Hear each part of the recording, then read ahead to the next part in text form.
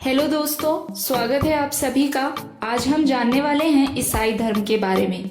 जैसा कि आप सभी जानते हैं, ईसाई धर्म प्राचीन यहूदी परंपरा से निकला एक ईश्वरवादी धर्म है। इसकी शुरुआत प्रथम सदी ईस्वी में फिलिस्तीन में हुई, जिसके अनुयायी ईसाई कहलाते हैं। यह धर्म ईसा मसीह की शिक्षाओं पर आधारित है। ईसाइयों में मुख्यतः 3 समुदाय होते हैं: कैथोलिक, प्रोटेस्टेंट और ऑर्थोडॉक्स, तथा इनका धर्म ग्रंथ बाइबल है। ईसाइयों के धार्मिक स्थल को चर्च कहते हैं। विश्व में सर्वाधिक लोग ईसाई धर्म को मानते हैं। ईसाई धर्म के अनुसार मूर्ति पूजा, हत्या, व्यभिचार व किसी को भी व्यर्थ आघात पहुंचाना पाप है। 4वीं सदी तक यह धर्म किसी क्रांति की तरह फैला, किंतु इसके बाद ईसाई धर्म में अत्यधिक कर्मकांडों की प्रधानता तथा धर्म सत्ता ने दुनिया को अंधकार युग में धकेल दिया था। फलस्वरूप पुनर्जागरण के बाद से इसमें रीति रिवाजों के बजाय आत्मिक परिवर्तन पर अधिक जोर दिया जाने लगा। ईसाई एकेश्वरवादी धर्म है, लेकिन वे ईश्वर को त्रिएक के रूप में समझते हैं: परमपिता परमेश्वर, उनके पुत्र ईसा मसीह और पवित्र आत्मा।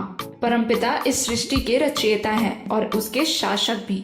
यीशु मसीह स्वयं परमेश्वर के पुत्र हैं, जो पापी सभी मनुष्यों को पाप और मृत्यु से बचाने के लिए जगत में देह धारण होकर आए थे।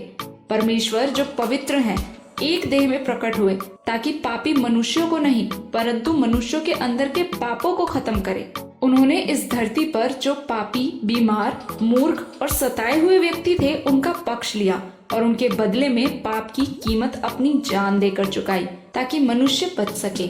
यह पापी मनुष्य और पवित्र परमेश्वर से मिलने का मिशन था, जो प्रभु यीशु की कुर्बानी से पूरा हुआ। एक सृष्टिकर्ता परमेश्वर होकर भी यीशु मसीह ने पापियों को नहीं मारा, परंतु उनके पाप का इलाज किया। यह बात परमेश्वर पिता का मनुष्यों के प्रति अटूट प्रेम को प्रकट करता है। मनुष्यों को पाप से बचाने के लिए परमेश्वर शरीर में आए। यह बात ही यीशु मसीह का परिचय है। यीशु मसीह परमेश्वर थे। यही बात आज के ईसाई धर्म का आधार है। उन्होंने स्वयं कहा, मैं हूँ। यीशु मसीह एक यहूदी थे, जो इज़राइल के गांव बैतलहम में जन्मे थे। यीशु मानते हैं कि उनकी माता मरियम कुंवारी थी। यीशु उनके गर्भ में परमपिता परमेश्वर की कृपा से चमत्कारिक रूप से आए थे। यीशु के बारे में यहूदी नबियों ने भविष्यवाणी की है कि एक मसीहा जन्म लेगा। कुछ लोग ये मानते हैं कि यीशु भारत भी आए थे। बाद में यीशु ने इज़राइल में यहूदियों के बीच प्रेम का संदेश सुनाया और कहा कि वो ही ईश्वर के पुत्र हैं। इन बातों पर पुराणपंथी यहूदी धर्मगुरु भड़क उठे और उनके कहने पर इज़राइल के रोमन राजपाल ने यीशु को क्रूस पर चढ़ाकर मारने का प्राण दंड दे दिया। यीशु मानते हैं कि इसके 3 दिन बाद यीशु का पुनरुत्थान हुआ या यीशु पुनर्जीवित हो गए।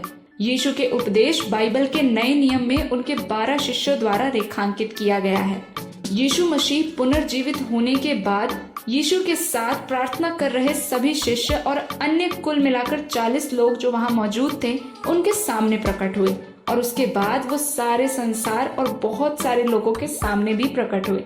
पवित्र आत्मा त्रिएक परमेश्वर के तीसरे व्यक्तित्व हैं, जिनके प्रभाव में व्यक्ति अपने अंदर ईश्वर का एहसास करता है। यह ईसा के चर्च एवं अनुयायियों को निर्देशित करते हैं। ईसाई धर्म ग्रंथ बाइबल के 2 भाग हैं। पहला भाग पुराना नियम कहलाता है, जो कि यहूदियों के धर्म ग्रंथ नतक का ही एक संस्करण है। दूसरा भाग नया नियम कहलाता है तथा ईसा के उपदेश, चमत्कार और उनके शिष्यों का कामों का वर्णन करता है। ईसाइयों के प्रमुख 3 संप्रदाय हैं: कैथोलिक संप्रदाय, जो पोप को सर्वोच्च धर्मगुरु मानते हैं; ऑर्थोडॉक्स संप्रदाय, जो रोम के पोप को नहीं मानते पर अपने अपने राष्ट्रीय धर्म संघ के प्रत्याग को मानते हैं और परंपरावादी होते हैं; प्रोटेस्टेंट संप्रदाय, प्रोटेस्टेंट किसी पोप को नहीं मानते बल्कि पवित्र बाइबल को पूरी श्रद्धा से मानते हैं। ईसाई धर्म में जितनी मान्यता ईश्वर की है, उतनी ही मान्यता शैतान की भी है।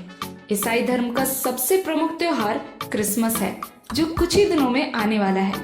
अगर आपको आज का वीडियो पसंद आया हो तो इसे लाइक करें और अगली वीडियो आप शैतान पर देखना चाहते हैं या क्रिसमस त्योहार पर, यह हमें कमेंट में जरूर बताएं, ताकि हर बार आपकी इंटरेस्ट की वीडियोस ही आए। आपसे फिर मुलाकात होगी, तब तक के लिए नमस्कार।